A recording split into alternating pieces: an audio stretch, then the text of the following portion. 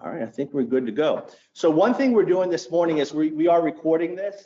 So if you have to step out, you didn't understand anything, one part of the talk, a family friend, neighbor wanted to come today, but they're working or busy and just couldn't, we'll be able to share this through the Senior Center and it'll be on our YouTube page. So all of this information is being recorded, not you all, but just me up here talking. So.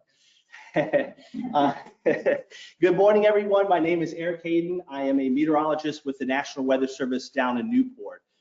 In my position, I'm the liaison between the community and the Weather Service. So we're down in Newport, but we cover Greene County and roughly the eastern quarter of North Carolina in terms of preparedness and activity. I'm joined by Time Brown. She's our NOAA scholar this year. She's following me around to discuss some issues in the community, make sure we're doing a good job with our public outreach. We try to get into the community as much as possible. I was going to tease people. I usually don't look like this. So my family is very much into theater. I am not. I'm the support role at home, cooking dinner, and then I send them off to practice. But they talked me into doing Fiddler on the Roof in late July. It's going to be down in Morehead City. It's Elysium Players, the Waffle House in Morehead City. You just drive through that parking lot and there's a theater at the back. So I'm a villager, I'm not a main role, but they want us to grow out our beard and hair through August 3rd. We're joined with the emergency services in Greene County, and they'll like this joke. I was in Onslow County in Jacksonville, and they said, we haven't had any hurricanes yet since you've had this beard. So I promise, if we don't have any storms August 3rd, I will not shave this off, and I'll keep it going through the fall if that's what it takes to protect us. So that's why I look like this. So we're here today, and I appreciate you being here today. Today is when we want to talk about preparedness, not the days leading up to a hurricane, not afterwards. And I would really appreciate some of the stories that you shared with the young lady from the TV station. I want to hear some of those stories because past history, unfortunately, will repeat itself at some point down the road. So we have a lot of experience in our area. And do one thing to get prepared today. Much easier to prepare today than it is leading up to a storm. You're less stressed, the stores are stocked, you're good to go. We're going to try to focus on impacts. Do not focus on the category of the storm. We're going to talk about that. Water, water, water is what kills. And we know that firsthand in our area, limited by the Catania Creek. And again, never ever focus on just the category of the storm. Raise your hand if you've seen this graphic that it's going to be an active hurricane season, or at least heard about it. So some of you have heard. I want to calm some nerves. We are predicting an 85% chance of an above normal year. In weather, we usually hem and haw and, you know, I might do this, might do that. For us to have 85%, that's a pretty high number. That doesn't necessarily mean we'll get hit here in Snow Hill. We could have 30 storms this year. If they're all out in the ocean, we were correct and we were okay here. That's why we want you to focus every year, no matter what this says. You should be preparing because it only takes one storm.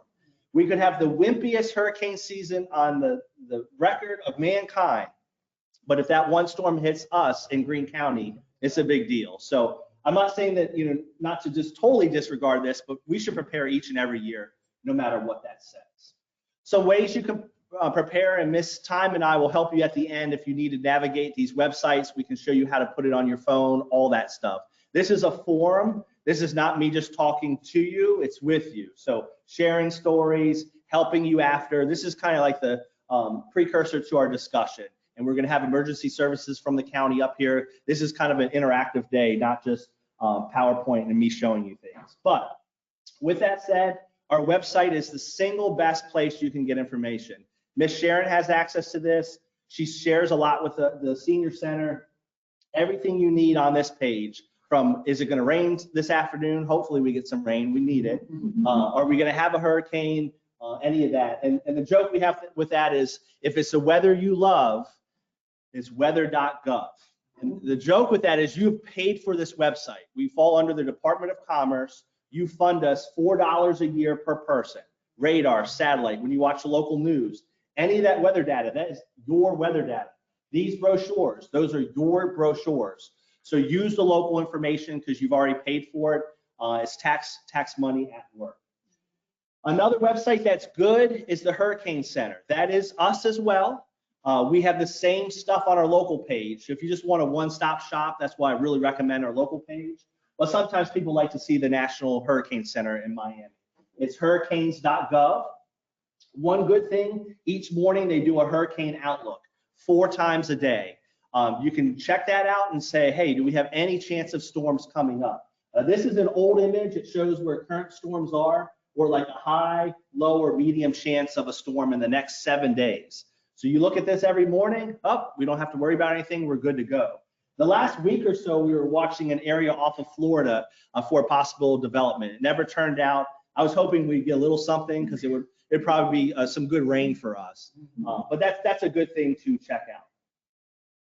Raise your hand if you have seen the forecast cone before. So on the news, in the newspaper, whenever a hurricane's coming, you see something like this, and you're probably saying, oh, I'm out of it. I don't have to worry about it, or I'm near it. I should pay attention. So you're familiar.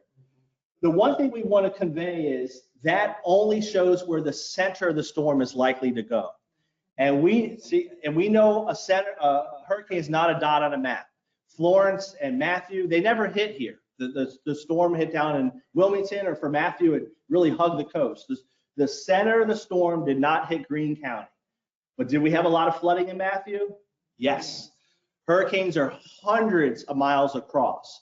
So this shows where the center is going to go. I want you to pay attention to this if you're anywhere in the vicinity of this. It's not an in or out. It's not this particular path. Oh, I don't have to worry about it because I'm in North Carolina up by Snow Hill. If you're near this, if it's anywhere from Florida up to Maryland, you should be paying attention.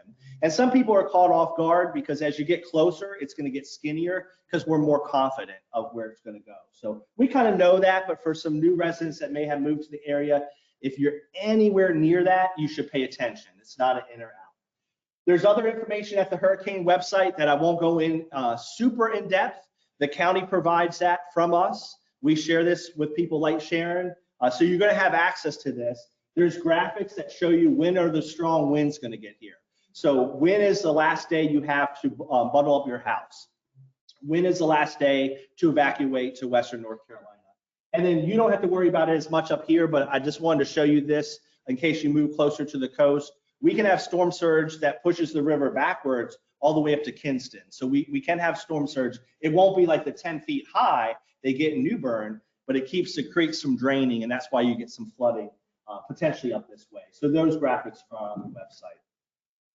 Social media is another way. Are any of you on Facebook or any social media? A little bit on Facebook.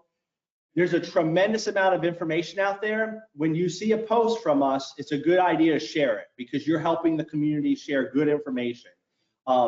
You're not going to have trouble not having information. Your challenge is, what information do I believe and how am I going to act on it? So that's why I'm saying follow us, NWS Morehead City. We work with the local news as well. You concentrating on one single source of information will keep your energy level high instead of worrying about all this noise and all this nonsense. It's not that we get it right every single time. It's that we're consistent, and I get paid the same today to do this talk at the senior center as I do if a hurricane hits. I have no financial, for it to be crazy. So we're going to show you exactly what we think is going to happen. You just focus on that, prepare early, and focus on what you have control over in terms of good official sources of information. So we're here today to talk about preparedness on our website. If you just add the word hurricane prep, anything you can think of. We've got graphics in Spanish. We have videos for the deaf and hard of hearing. Anything you can think of. What insurance documents should I have? Like, this is a good time to look at your insurance. Usually it's 30 days. So you don't want to wait until a storm comes and then re-up your insurance or increase it. How do I bundle up my house? What do I need in that kit? People keep talking about this hurricane kit. What do I need in that kit? If I were to evacuate, what evacuation zones are there in the county? Who's vulnerable? That's all on our website. And that last point, planning now is key. The news is doing the story, which we appreciate. Sharing this information is, I cannot say this enough. Think about your life and the stressful events you've had. When you've had to make decisions during periods of stress, sometimes you've made good decisions, other times you have not made a good decision because you're under stress. Same thing with a storm. If you decide today to go to the store and get your bottled water, there's plenty of it there, and you are making a good decision versus running down to the store when it's out. You're thinking about your family. You're under a tremendous amount of stress. To help you, we try to break it into 3 parts. The first part is, what is your risk? Do you live by Catania Creek? Did you have flooding in Floyd or Matthew? Are you reliant on other people in your family? Like for electricity, if I lose electricity, I like having AC, but I can live without it. You might not be able to. Are you reliant on oxygen? Is somebody in your family reliant on it? So your vulnerability is your whole household. Weather, yes, but what your vulnerability is in your own house. So for me, it's 3 teenagers, an old cat. My mom just moved down to the area, so now I've got 2 houses to think about leaving. So I'm staying because I'm in the weather service, so we stay when there's storms. Now I have 2 families to think about. So my vulnerability has increased. Now that you've done that, step 2 is everybody in this room should have a hurricane kit. Bare minimum 3 days, food, water, medicine, anything you would need. If you're low on prescriptions, make sure you fill them up. If you wear contacts, make sure you have extra ones. If you wear contacts, make sure you have glasses so when they run out. Anything you would need. Cats, dogs, young people, anybody in your home, anything you would need for bare minimum 3 days. If you can, at least a week would be the best. And the reason for that is things don't just get back to normal, right? Oh, the storm's gone and tomorrow I'm gonna go down to Piggly Wiggly or the store and just get whatever I need. Not gonna happen. A, you might not be able to make it there. B, they may not have power, right? And everything's spoiled or they don't have it. So being responsible for yourself and being able to be on your own is the best word of advice. It's hard to get this all in one grocery store visit. It's mid-June. Get your canned goods this weekend. A couple weeks from now, get your bottled water. Spread it out. That will lessen the financial impact so you don't have a huge grocery bill. Add a little bit, break it into parts, and again, that will make it much more helpful. And then other things are on our website, having cash, batteries on hand, those extra types of things, having a can opener that's not powered by electricity, those types of things you may not realize. But up to a week, if you can, that would be best. And don't forget your, so this young lady said this, don't forget your flashlight. We have a lot of experience in the room. I grew up in Maryland. I like snow. I went to school in upstate New York, so I'm more of a snow lover. I've been through hurricanes, but not as many as you. Young lady up front said having a flashlight. I said cash. What's one tip that you would wish you had had for the next storm? And you could just shout it out. And anything you wish, from maybe I wish I prepared longer or had more water on hand. Anything you wish you would do differently the next storm to prepare. Any tips? Batteries. So making sure you have enough batteries. Anything else? I know there's something you would change. I wish I left earlier. I wish I left. Say that again. Extra. Yep. So propane. Yeah, those grills are. Say that again. Yeah. So, and then just for the online audience, because we're recording this, so gas, whether it's for your car, LP, propane, for those grills are great to cook on if you have gas. So you can cook on that. Cash. Keep the charcoal if you don't cook on the propane. Keep the charcoal. We heard in the back, batteries. So that's all good. And we've been through this, but as we get new residents, share these tips because you've been through it. You have a tremendous amount of experience to share with the community.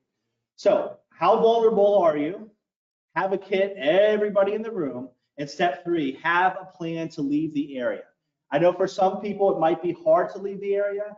You may not have the resources, but if you can, a lot of people talk about what's the sheltering plan in the county? Where are the shelters? Where could I go? That is your last resort to go to a shelter. There's a lot of people, it's stressful, it's not comfortable. Think about the grandkids, your kids, family that have moved out of the area and they come down to visit. Go visit them. Go on vacation. Go to a hotel. I'm saying this understanding I know not everybody can, but if you can and bring a friend with you, get out of here if you live in one of those vulnerable areas or if you're in a vulnerable household. I need electricity for my health, not just convenience. Have at least a couple options. Don't just go to Raleigh. I love Raleigh. I was just here last night or yesterday. Sometimes going to Raleigh is just fine. Sometimes it's worse in Raleigh than here. It depends where the storm is. So we like to say a couple locations. I grew up in Maryland, so that was Plan A. Baltimore was Plan A. It's where I grew up. Plan B was South Carolina. Two opposite directions. Storms coming this way, I go up there, or my family goes that way. Well, my Plan A is gone because Plan A moved down to be closer to me. So now my Plan A is more complicated. They'd probably go to the mountains or something like that. But just go opposite of the storm. If it's along the coast, sometimes Raleigh is fine. It's not a problem. But Hurricane Fran and Floyd, they got just as bad as we did. So don't just go a little bit inland. Sometimes you got to go in the opposite direction of the home. So going back to that forecast, it's going to be above normal year. We are the most vulnerable stretch of coastline in the entire United States. So again, in the entire United States, we're the most vulnerable stretch of coastline. Some of it's because we stick out. That includes the Outer Banks. It's not technically right here in Greene County, but now's the time to prepare. If you didn't realize, yes, we do get storms. So for some of you, these are storms you've been through. This is Greene County and Floyd in 1999. These are just a name of some of the storms. Our big ones, Matthew in 2016, Floyd in 99. But some of the high water marks were in the 1920s and 1964 as well. So we've had lots of storms through the years. Our big issue where we stand, usually flooding, but also potential tornadoes with the hurricanes. I say now's the time to prepare. This is a graph that shows the orange and red. That's the peak of the season. It's not until September 10th. So you might say, well, Eric, you know why? This is June. I still have a lot of time. We've had storms in May and June and July. The water's really warm this year. So I'm not just concerned that we're going to have a lot of storms. I'm concerned we're going to have a July storm. It's different to have a July when we're all doing stuff versus September and the kids are at least back at school and so forth. But we've had storms. Matthew, so one of the big ones here, second biggest flood of record behind Floyd, was in October. So if you're new, or even if you're not, we get past Labor Day, grandkids are back in school, you think you're good to go. You're getting the Halloween candy, you're getting your costume ready. No, we're not through it yet. It is a long season. So planning is key. Does anybody recognize this picture? Downtown Snow Hill, right? Yeah. So this is as we come up out of the lower elevation. So 2016. So if you didn't realize, we are vulnerable where we are. Our biggest challenge is communication, not the forecast. It's not that we get it right every time, but they're hiring more people like me. Before the Weather Service, I was on TV for 5 years. So they want us to be better communicators, because one of our challenges, a lot of people focus on the category. I'm not going to leave unless it's a 2 or 3, especially down toward the coast. But Matthew was a 1. So next time a resident says, you know, oh, we're you know, this storm's just a 1, or it doesn't even have a, it's just a name. It's just a tropical storm. Say, hey, you remember Matthew, right? It was 1. The category is only related to wind. I'm not saying I wasn't afraid when Florence was a 4. You know, it's part of the puzzle, but not the whole thing. And the reason for that, water is what kills. And for the news station, I know you're packing up, but this is it right here. 85. I'm sorry, you don't have to shoot it. I'm just so. But this is it. This is worth it, Sarah. Water is what kills. 85% of people that die in a hurricane, it's water related. Less than 10 are wind. Could a tree fall on your home? Yes. Could a tree fall on your car? Yes. I'm not saying it doesn't happen. But this is our area. Floyd, Matthew, Floyd. Water. So down by the coast, it's surge and rip currents. So it can be marine hazards. But for us, it's flash flooding and flooding. So our big campaign with that is turn around, don't drown. We lost 15 people in Florence in the state. 11 were in vehicles. So this is not an old statistic, this is current.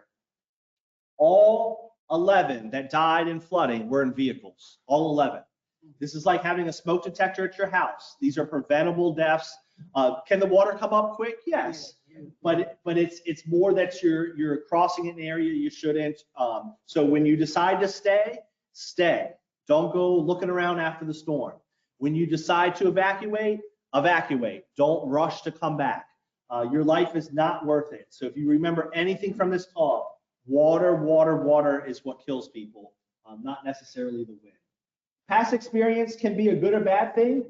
Florence, not as big of an issue up here. You had it, but Matthew was a bigger deal up here. So sometimes you might think, oh, I've been through Florence, it wasn't that bad. Well, you didn't have as much rain.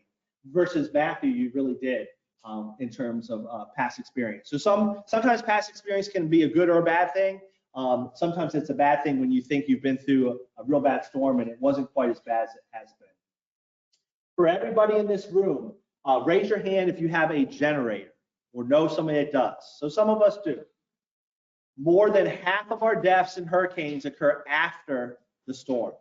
So if you have a generator, know how to use it, not in an enclosed space, a garage. You might say, come on, Mr. Eric, I didn't come all this way for a talk to hear about I shouldn't put a generator in my garage. We lose lives every year in storms because of that, or near vented areas, getting sucked into the house. When you come back to the area, don't drive around barricades. When you want to check out your property, don't go out in the water. That is dirty water, sewage, I can't think of it, the septic system, it's water you do not want to be in. We've lost people that have gone in, they had, I have a million bug bites in me, so I always have, not cuts, but I have open wounds from the bug bites. You go into dirty water, you can get an infection, and we've had people die because of that. This is not a scary thing, a tabloid thing. This has happened in our area. This is why I mention it. So be vigilant after the storm. If you don't usually cut your grass and you're not usually outside in the community doing active work, you shouldn't be on ladders or picking up debris. Let the young people do that. Knowing how to use a generator. If you evacuate, come back when it's safe. Those types of tips. And again, in June, this makes sense. Come on, who would do that? But when you want to get back and see what your house is doing and you want to help your neighbor, you may do things that you don't otherwise would want to do. So this is how we're going to end. This is the end of the talk. If I tell you not to focus on the category, well, what should I look at? Do I need a degree in meteorology? No. The young lady that was the reporter, just watch any of the news stations, pay attention to Greene County's going to talk about a lot of stuff you can sign up for. Well, you will get stuff sent to you. There's plenty of information out there. You don't have to go looking for it. Just look at these aspects. How much rain are we going to have? Do I live by the creek? Well, then maybe I should pay attention. Are my grandkids going swimming at the beach before storm? Maybe I should remind them about rip currents, those types of things. So storm surge, we won't spend a lot of time on this because you're not by the coast, but again, water can come backwards up the Trent River and the Neuse River because of storm surge. It's not really high this far inland, but what happens is when that water level is high, things can't drain the way they usually do and they back up. If you're down by the coast or even up the Neuse River in New Bern, we had 10 feet of surge. So anywhere along those rivers and down toward the ocean, they can get extensive storm surge. Our big deal, and that's what I'm going to focus on, is flash flooding. We will issue flash flood warnings when we get heavy rain like that. The one I want you to pay attention to, a hurricanes category, is not an indication of how much rain we're going to have. Florence and Matthew and Floyd were once. We got tremendous amount of rain.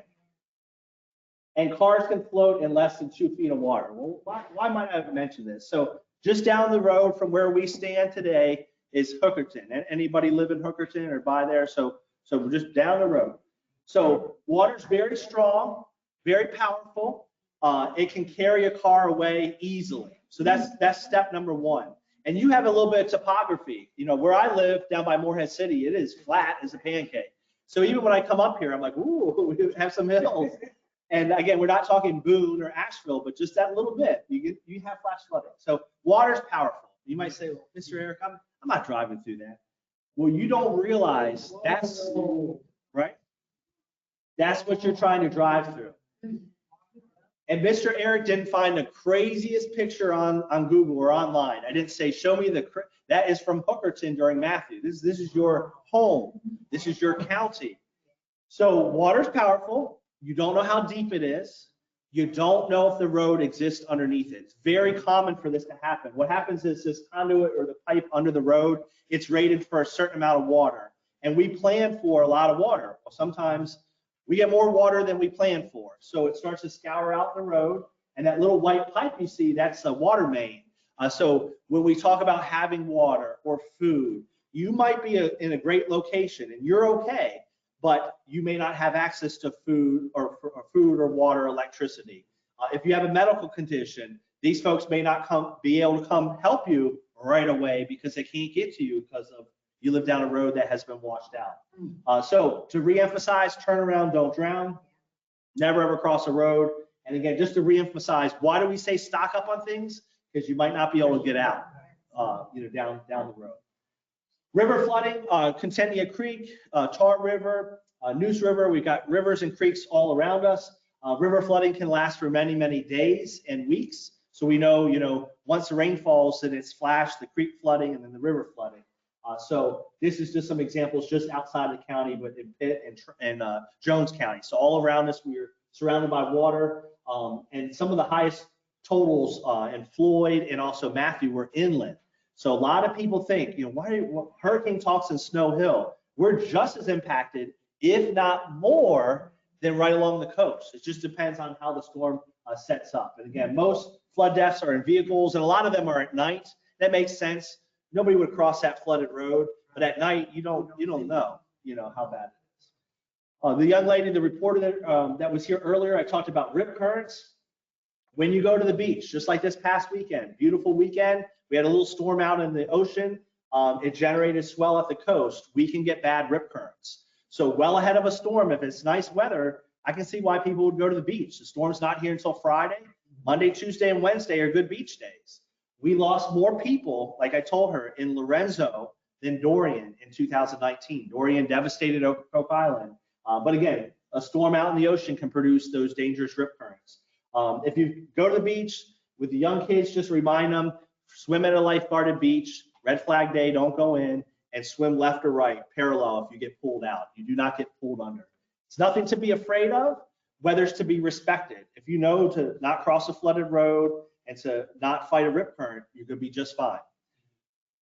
Second to last is wind. We can get some wind inland. Wind is only related to categories. So it's, if you hear the strength of a storm, it's a 2, it's a 3. That doesn't say rain. How long is it going to sit over you? Did you have 20 inches of rain last week? That type of thing. This is Arthur in 2014, hit down by the coast. You don't even remember it because up here we had 20-mile-per-hour winds, just a nothing. But just a shift a little bit to the left, and we would have had much stronger winds up here. Another storm that we point out is Irene in 2011. It was just a 1. It hit at the same spot, but it was slower moving, much larger, and we did have winds and flooding up here. So no two storms are alike. Don't pay attention to just the category. So I do not have a picture from Greene County. I need to do a little digging. Tornadoes are very common with any tropical storm or hurricane. Again, the thing's spinning, so it's not hard to surmise that there's going to be tornadoes. We had a lot of tornadoes in eastern North Carolina during Floyd. The flooding gets the attention, but if you decide to stay and you have a cell phone, make sure it's charged up and not turned off. If you have access to a NOAA weather radio with battery power, that's a good thing. You're probably not going to be out in the middle of the storm, but when we issue a warning, you need to seek shelter away from windows downstairs. This is Dorian during 2019, that's Bogue Inlet Pier, and tornadoes can occur well away from the center.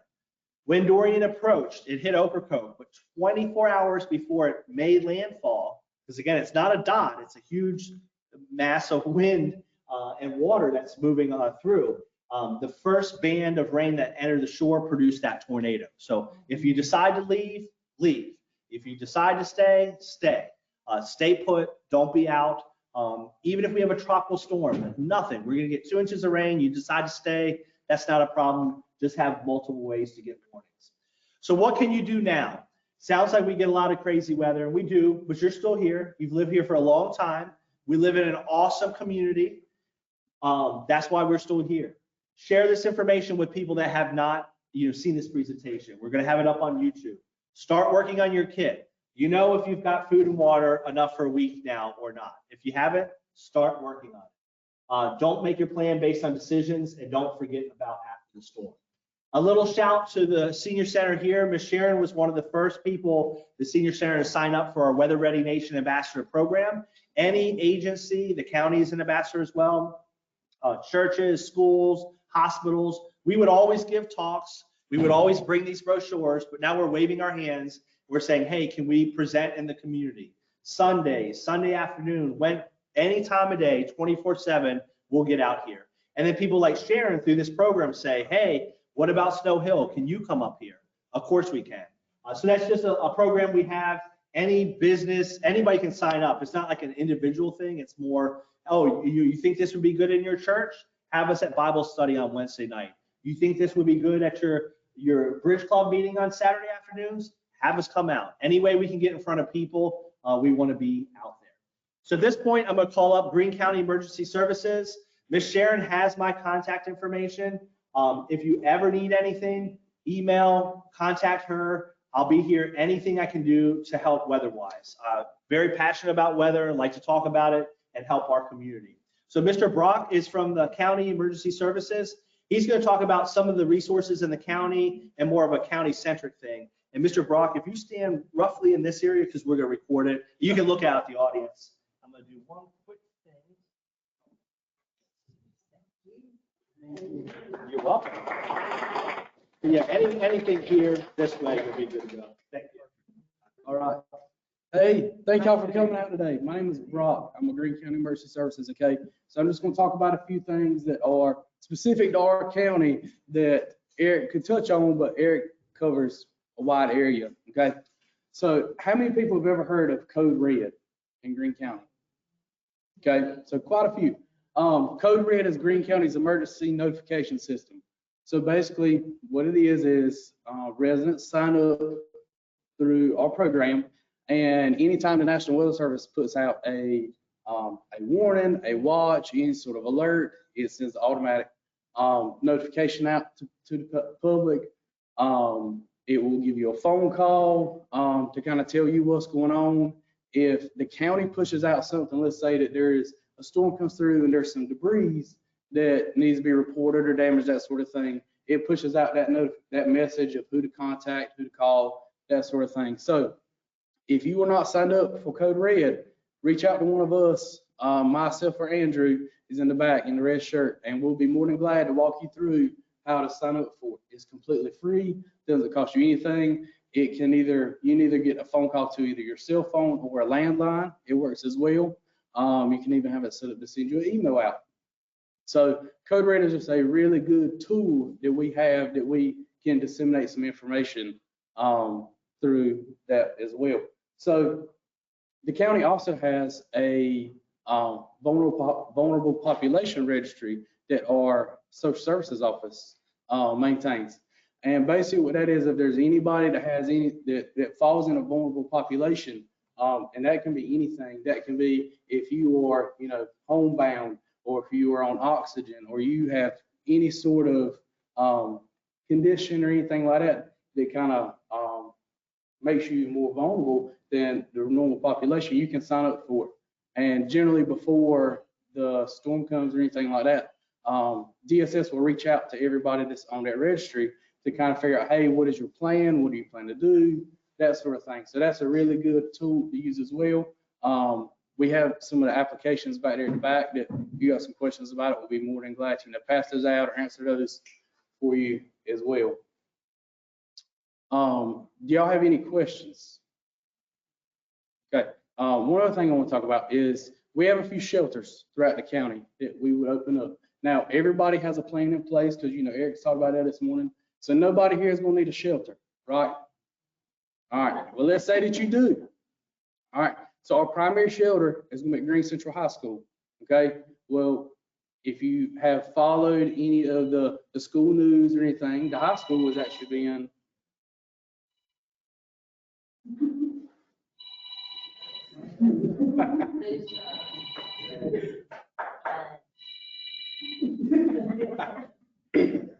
all right. If you've been following any of the school news, you know that a new high school was being built. Well, that's still fine. They're still building the high school, but the original high school is still there. That is still the main shelter we will use this year. It is a parent-friendly shelter. So if you come to the shelter, just know that our shelter is operated by our DSS staff and our health department staff. We have some health department staff that's here today, and they are the ones that's going to be in the shelter, running, doing a fantastic job. But you're not going to the Hilton, Right. okay? So you are going to be getting a cot and a blanket and about 3 meals, okay? So it is not, the high life. It's not luxurious. It is somewhere that is safe to get you out of harm's way. So if you have family members that you can go stay with, you will probably be a lot more comfortable than going to a shelter. However, the shelter, that's right. So the shelter is there if anybody needs it. What are some things that y'all think that you should probably carry to the shelter if you go? Cell phone. Right. Medicine. Cell phone, medicines. Everything. Yeah, but you pretty much think like this. Think that if you were leaving home for, 5 to 7 days on vacation, and you are not going to be able to come back home. Anything that you think that you would take with you on vacation, I would probably take with me because that's what you're going to need. So nobody's going to need the shelter because everybody's going to have a plan in place and they've got family to go stay with, that sort of thing. So we're not worried about the shelter, but if you do, that's just some good information. So Eric hit on it a while ago that said if you decide that you're not going to evacuate, you're not going to go to a shelter, you're going to ride it out at home. There's a few things that you probably want to keep in mind, okay, is that you need to be, the first 72 is on you. All right, so that means the first 72 hours, the first 3 days is you could be by yourself and there could possibly not be any help to get to you. And that doesn't just mean family members or anything like that. That means if you have a medical emergency, the roads may be washed out like that. You may have a challenge getting, first responders help to you. So just kind of keep that in mind whenever you're doing your plan and your decision making of whether you're going to stay or go to the shelter, that sort of thing. Because there's a lot of variables that you need to keep in mind when it comes to that sort of thing. So those are just a few things that I just want to touch on this morning. I think Eric was going to come back up and we're going to do a quick little QA session and answer any questions that you may have. And I think he'll probably wrap up and we'll be done for this morning. Thank you. So we're pretty much done. If you have any questions, go ahead and ask and Mr. Brock and I will answer those. If you need to head out, do not leave without at least looking at some of these brochures. The one I would recommend the most from the state, they did a pretty good job. Hurricane Guide, information on insurance in there, all the impacts. So if you wonder why I talked about wind, flooding, rip currents, it's all in there. Those are the 5 killers. How to prepare your home, just really good resources. So feel free to come and grab that. Miss Time Brown, we're trying to do more in the community and we want to hear more from you. We will work ourselves to the bone to get to the community, but we need to know what you need, share your experiences with us. If you've been here for a while, not to put Miss Time on the spot, and you want to share some of your stories, especially Floyd or Matthew, and you want to talk to somebody, talk to Miss Time at the back. Because what we're trying to do, we do a lot of work through the schools, but we're trying to get everywhere in the community. And like Mr. Brock said, we cover 15 counties, but we will put miles on the road. We were just up in Kinston and where were we? Washington on Friday. So we'll be in Nags Head on Thursday, Camp Lejeune, Moorhead, and Emerald Isle. What day is this? Wednesday. So we're all over the place. But we need you to tell us where should we do this. The senior center is great. We've worked with Ms. Sharon, but where else can we be? What are we missing? I pick up stuff from emergency managers on the sheltering. I like the Hilton line right there. It's not a Hilton, so I'm gonna slide that into my next talk. So we're a community together, and the more we work together, the better it is. But we need help. So if you want to chat, Ms. Time is in the back. So you've heard enough from me, especially. Any questions for the group? Anything we didn't cover, or anything you want to share? And if you don't want to ask in front of anybody, we're gonna be up here for a little while. But any yes, ma'am. If I call you and you try to get to me, how do you get there in power lines of that? So I'm going to repeat the question and then you can answer. So the question in the back was, the person's home during a storm, how are they going to get to you if the power lines are down or it's hard to get to you? Okay, so during a storm, a natural disaster, that sort of thing, we open up what's called an emergency operations center. which is basically a big hub of key decision makers and stakeholders in the county.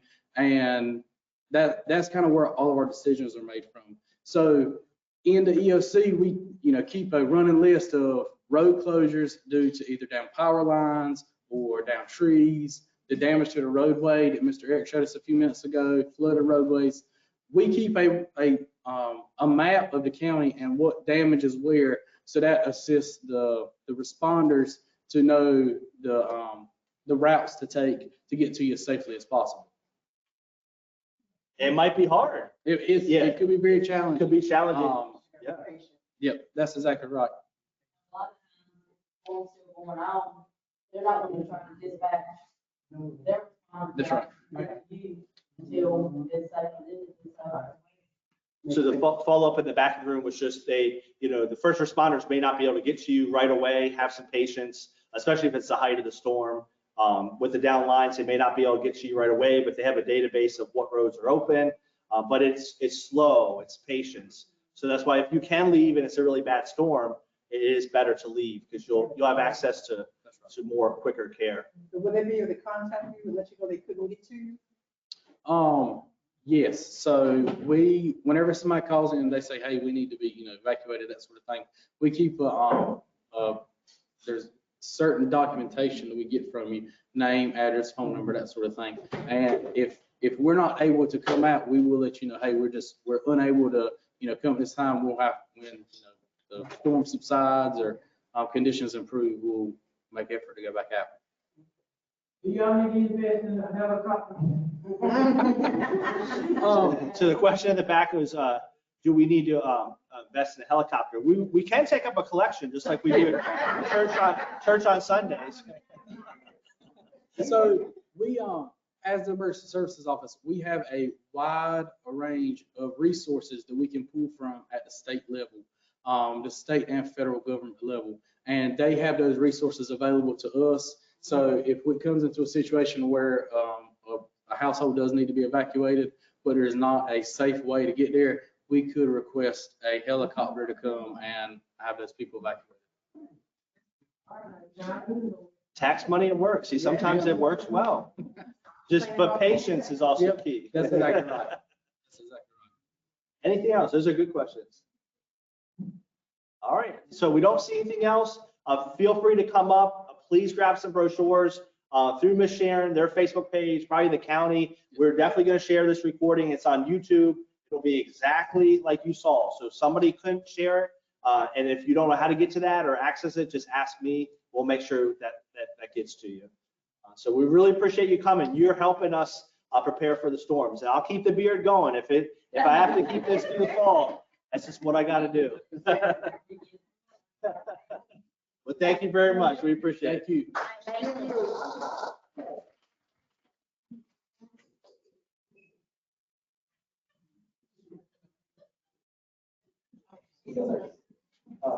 you.